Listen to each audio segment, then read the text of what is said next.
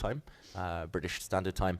But today we start at 11:30. On the final round, we'll start at 2 p.m. So switching things up, actually 4 different start times, completely still.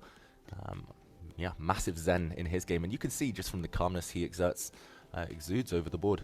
And okay, he puts his collar down now, maybe realizing, maybe he heard my comment. He's tuned in. And he's ready for action. Yep, and there we can see Vidit up close and personal. Oh, laughing. You know what? He might be hearing us. We might be telepathically communicating with it. No, it's just a joke between him. Far quieter, Esipenko. It is far quieter, and this was how I was expecting our Friday morning to kick off. You know, it's very gentle chess. You know, what is it called? Is it called is this a Lopez or does this come from Roy Lopez? Yeah, but it's anti-martial, right? Oh, hang on a second. Yeah. Can you guess what it's called? The Morphy defense. Closed variation. Until 3 days ago, we'd never heard of any Morphy defense in the Roy Lopez. Now, apparently, every variation is named after the great Paul Morphy. But let's just show how this happened. Yeah. It was a Spanish rather than Italian. That Fabiano played with his Italian roots was bishop to c4, bishop b5 from Vidit instead. So it's the Spanish, the Roy Lopez, apparently the Morphy defense. But this variation with d3 is very much aimed at kind of making things much quieter. Rook to e1 is historically the much more popular move, just to try and build a c3, d4 much quicker. But d3 takes a timeout, and play often revolves around similar ideas, but white does have this extra option of playing a3 and hiding the bishop on a2, the long diagonal, rather than retreating it to c2, where it traditionally used to sit in Spanish. And this line was really popular a few years ago, maybe in the mid-2010s. It's not the noughties, it's the honey. Yeah, I was thinking about that just now. Like, what do you call the 2010s?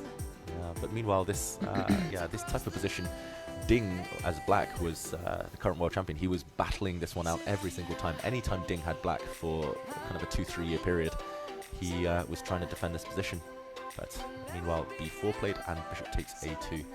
Still well-known stuff. I actually remember maybe 6-7 years ago in the Isle of Man, a forced draw very quickly in this type of position. White played rook takes a2, black retreated the knight. Process of elimination, sometimes we're taught to scan the board. We don't really want to move the knight, don't want to move the king. Rook, bishop, all perfectly placed. Queen and rook perfectly placed. Knight, if we move the knight, then black would be allowed to play knight b7 and stop a4, attack this pawn. Maybe c4 here. c4.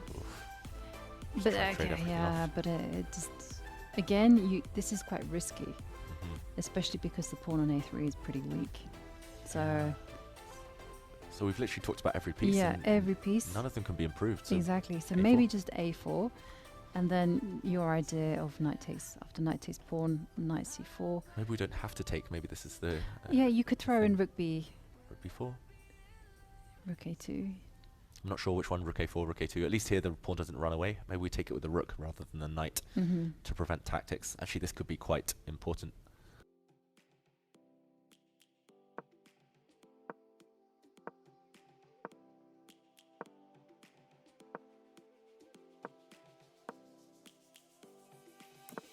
Lions roaring in the morning sun, searching for a longer day. People feeling like the light has just come.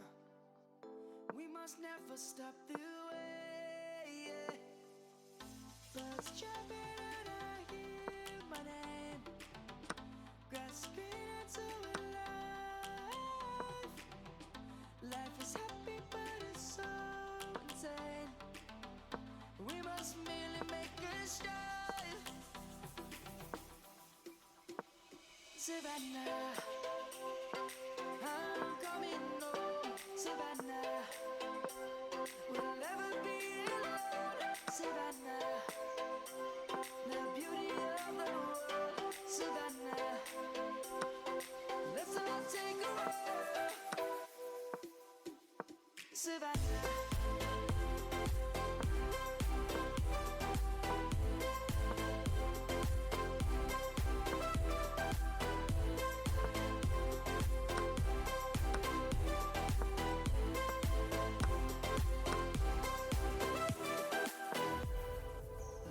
is gonna come. The birds have just begun. We will always take a stand. Because now, for example, if we take with the rook, at least this black knight is really clumsy still, and we could even pin it. We could go for the Alekhine's gun. Normally the queen would be behind there, but tripled up pieces, the rooks and queen. This would be pretty nice for Vidit. So okay, I think this is pretty much the only path. Otherwise, it's dead equal. And Esipenko would be pretty happy as he walked across in the background there. Yes. Well, KG stuff happening in that game, and We called. And you mentioned it was a slow burner. Esipenko, despite his clock time, playing that last move very calmly, very carefully. Queen back to d8. oh, okay, getting ready to go rook a8. Yeah, trading And off this piece. The vacuum cleaner has come on the board. Yeah, maybe bishop b6 as well, just to evict this rook. The problem for white is, even if your pieces are active like they are for Vidit, he's done something very similar to that Niemann game you mentioned earlier in the tournament. Really instructive one there as well. Yeah, it's just one active piece. Black has no weaknesses, nothing at all to target. Yeah, I also feel that this rook to b1 was maybe a mistake. Because the move here that I'd love to play is like knight to a4 to kind of secure the b6 square, and then you can come in with a queen to c4 and, you know, just asking questions of the c6 pawn. Yeah, but now with the rook tension, it's harder to enact that. Exactly, I can't do it. So therefore my conclusion is wrong. No, I just joke. Rook b1 is fine. Yeah, I mean, rook b1's fine, but as you mentioned, that maybe there's something that poses more practical problems. That's the only thing you can hope for in a roughly level position. Bishop e3, is that anything? Yeah, I thought about that then. Bishop b6. Yeah, Six. maybe black just trades off first as yeah. well. Now bishop b6. Yep. Forcing the white rook back somewhere. And yeah, And still now looks roughly level. yeah, queen c7, you start coming forward.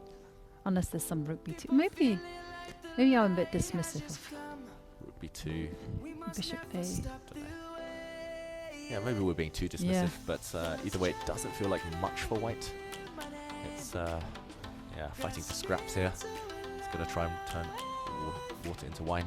Wine into water? Well, yeah, water into wine. Oof.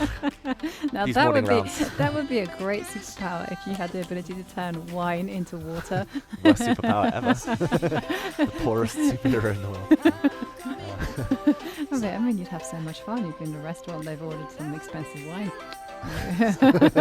Yeah.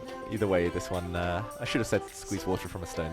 That would have been a better analogy, because here it's very much level. Yeah. And we'll check back in later. It looks like rooks will depart from the board, and Esipenko, despite 16 minutes left on the clock, has everything under control. Yep. And It's a few moments ago. On board 2 between Vidit and Esipenko. Very, very stodgy game there. yeah. Definitely felt like a morning round. Neither side taking too many risks. Yeah. Just very professional encounter and high accuracy game. Yes, and both players moving on to 6.5 points. So it does mean that anyone who is in the 5.5 group and wins will catch up